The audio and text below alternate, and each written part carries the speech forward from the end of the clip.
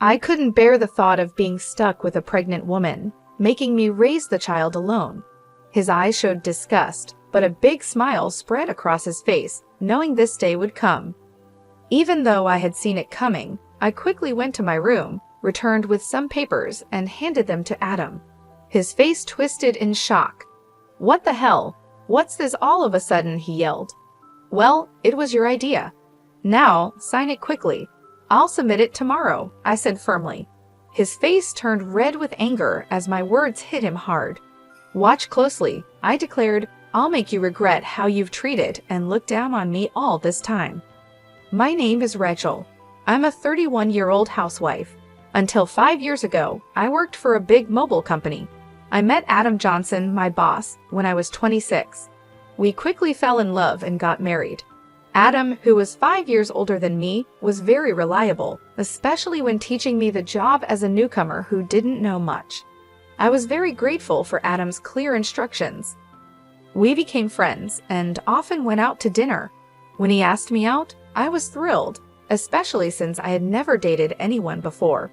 It's embarrassing to admit, but as a cartoon enthusiast, I was always more interested in 2D characters than real men. However, seeing my high school and college classmates getting married, I started to feel the pressure. When I fell in love with Adam, I secretly promised myself that he would be my first and last love.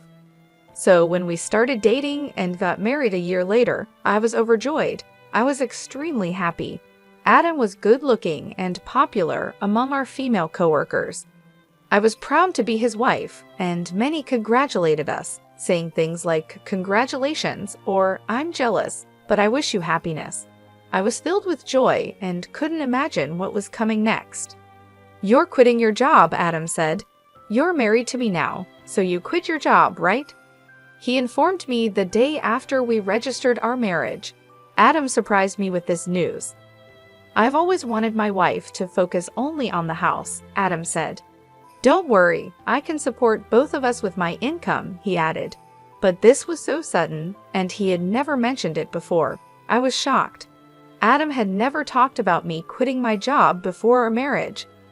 I had taken my current job because my father recommended it, and leaving without notice didn't feel right. I wanted to explain this, but the look in Adam's eyes warned me not to argue, so I stayed quiet. "I should have told you, but it's done. Starting tomorrow, you don't need to go to work. I'll handle the transition," Adam declared. The news about starting tomorrow was so abrupt it made me feel dizzy, but Adam's words were firm. Since he had been my boss, I felt I couldn't oppose him. Even though I had to leave my job without saying a proper goodbye, I was determined to make our marriage work. Adam had entrusted me with taking care of the house, and I wanted to meet his expectations. I worked hard at household chores, preparing meals, and focusing on Adam's favorites. Although Adam ate without saying anything about the taste, I longed for a word of appreciation. After quitting my job, I felt like no one recognized me anymore. One day, Adam asked, "Is my jacket clean? I have an important meeting tomorrow." "Yes, of course," I replied, seeing his domineering side with old-fashioned views. I reminded myself how lucky I was to have married him and tried to meet his expectations. With no personal income, I had to rely on Adam for everything. Our relationship often felt more like that of an employer and housemaid than a husband and wife. Our married life was generally smooth until one day when I fell ill and couldn't get out of bed. I felt very tired and weak, thinking I would catch up on housework the next day. Adam entered the bedroom and angrily asked, "What are you doing? Get up and make some food," as he kicked the blanket off me. "I'm sorry, I'm feeling unwell. Can you manage something for yourself today?" I explained, hoping for understanding. Instead of nodding or comforting me, Adam frowned and said, "You don't work, yet you're lying down just because you feel a bit sick. Pathetic? Get up," and kicked me again. The day Adam came home after midnight was the day I chose to share some news. However, when he entered, the smell of alcohol made me feel nauseous. His face was flushed and he staggered as he walked. It was surprising how much he had drunk, especially without notifying me, even though I had prepared dinner. I stood in disbelief. I got up from the bed, never thinking he would demand housework from his sick wife. I had never imagined he could be like this before we got married. Maybe it was my fault for not seeing it, but it was just too much. I found myself doing chores while tears ran down my face. Several days passed, and my health didn't get any better. Then I realized I had missed my period. Panicking, I rushed to the drugstore to buy a pregnancy test. When I tried it, the result was positive. Tears of joy flowed naturally, and I decided to share the news with Adam when he got home from work. My spirits were lifted instantly. The day Adam came home after midnight was the day I chose to share the news. But when he walked in, the smell of alcohol made me feel sick. His face was flushed, and he staggered as he walked. I was surprised by how much he had drunk, especially since he hadn't told me he would be out drinking, even though I had prepared dinner. Eager to share my pregnancy news, I told my intoxicated husband, "I haven't been to the doctor yet, so it's not confirmed," I began eagerly. However, Adam's face darkened as he responded, "A child? What have you done?" His tone was harsh, unlike anything I had ever heard from him before. "I don't want a child." "Damn, this is the worst. If you're going to have it, raise it yourself," he said. His cruel words shocked me. He rudely stripped off his clothes and headed to the bathroom. I couldn't believe it. I couldn't understand why he would say such irresponsible things about our baby instead of being happy. The joy I had felt moments ago was immediately replaced with deep sorrow. Why would he say such things? He had never mentioned not wanting children before. We hadn't even been using contraception, so I naturally thought we both wanted children. As I hung Adam's jacket and was about to take his shirt to the washroom, I noticed something else. A piece of paper had slipped out from the pocket of his dress shirt. I could tell it was a receipt because of its texture.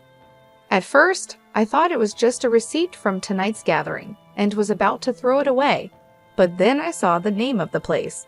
"Is this a motel?" My hand trembled as I held the receipt. It was indeed a motel.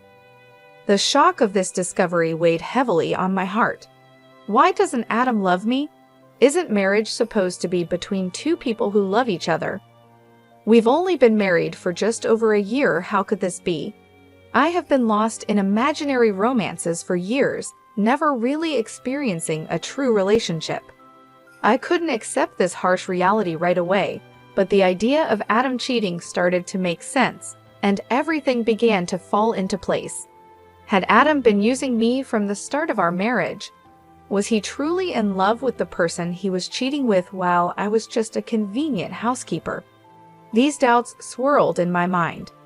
Was that why he reacted so harshly when he found out I was pregnant? As I struggled with these thoughts, nausea set in, and I became convinced something was wrong.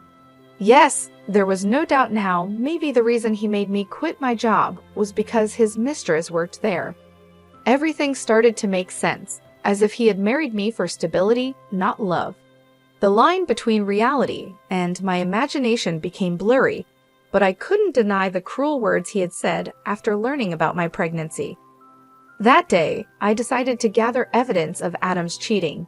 From then on, his cold behavior toward me was undeniable. It was as if he couldn't forgive me for getting pregnant.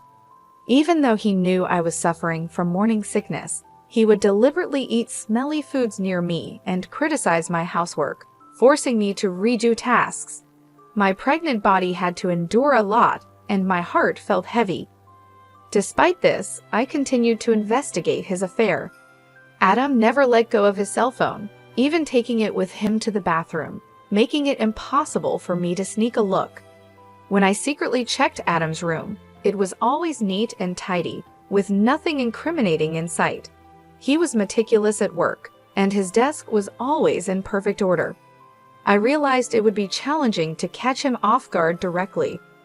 I often checked Adam's pockets for evidence like receipts, but my investigation was difficult. I thought about hiring a detective, but didn't have the money.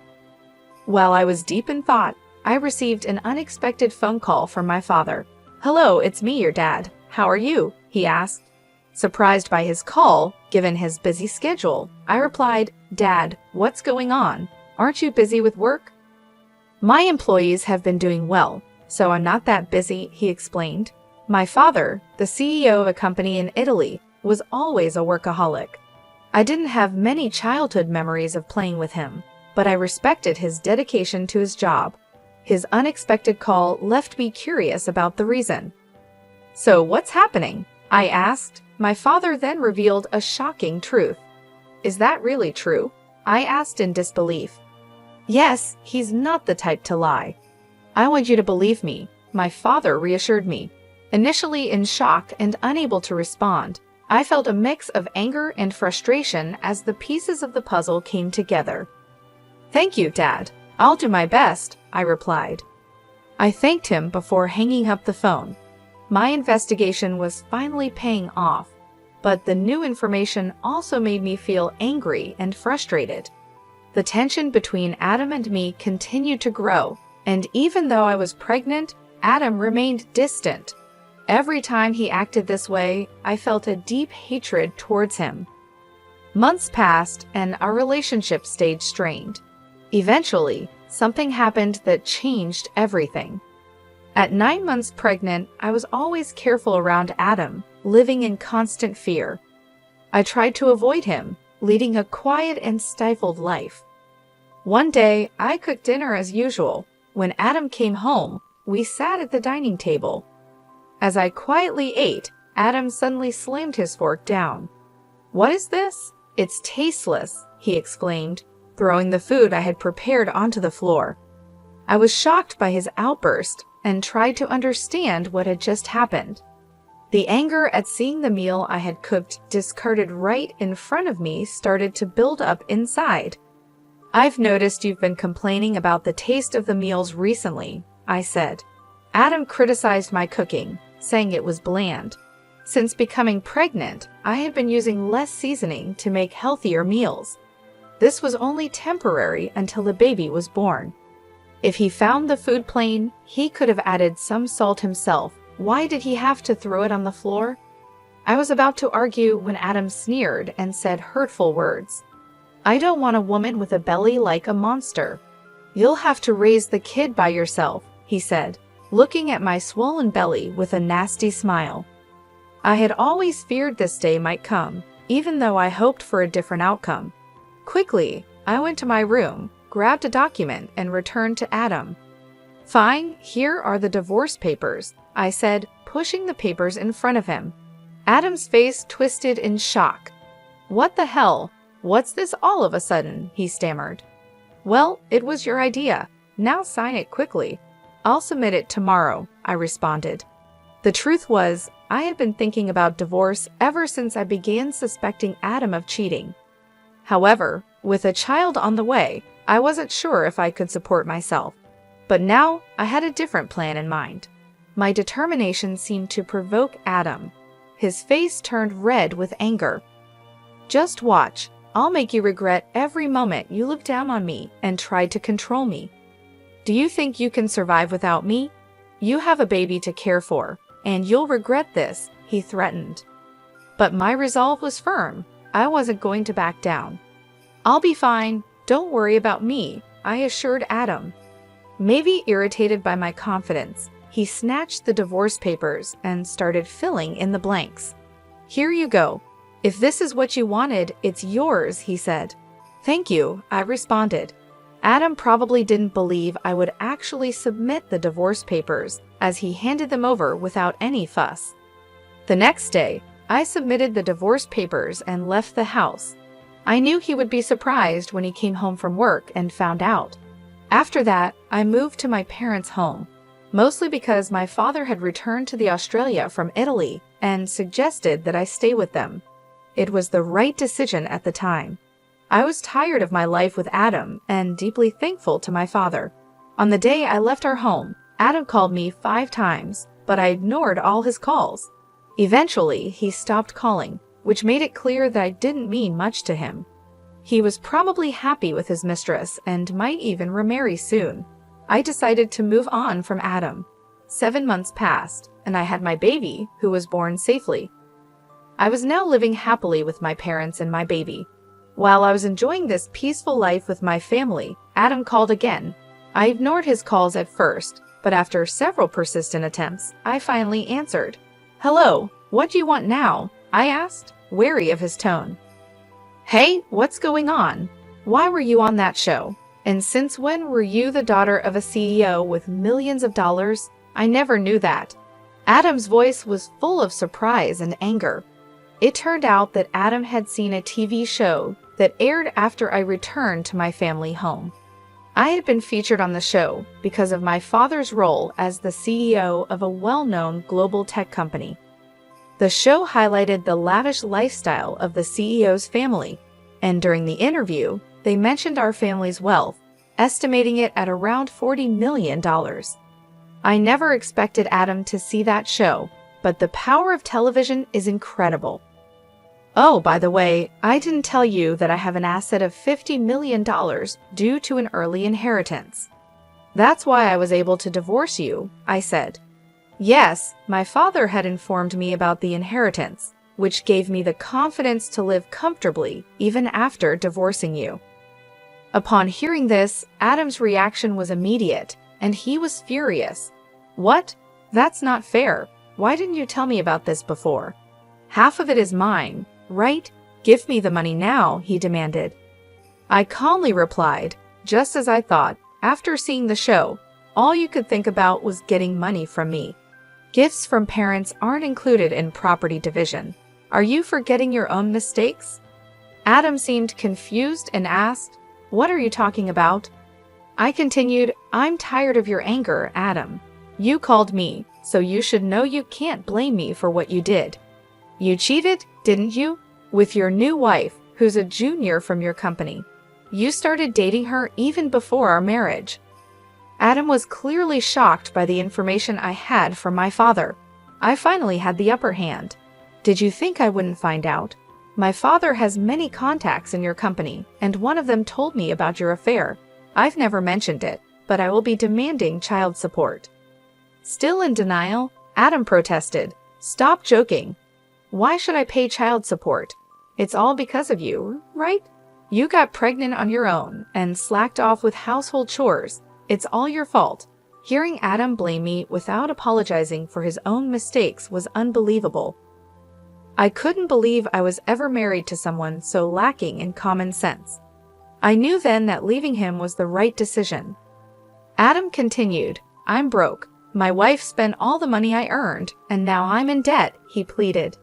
Hearing his pathetic excuse, my anger turned into sheer disbelief. I never wanted to deal with such an unreasonable person again. With that thought, I firmly gripped my phone and said, "What are you talking about? Do you even realize how ridiculous you sound? I never want to deal with you again. I'll have my lawyer handle the child support. Don't ever call me again, and you will not see the child anymore. Goodbye." "Hey, wait," he called out, but I quickly hung up the phone. Afterward, I blocked Adam's number and took a deep breath. It's over now, right? No more calls from Adam, I thought. I no longer wanted him disrupting my peaceful life.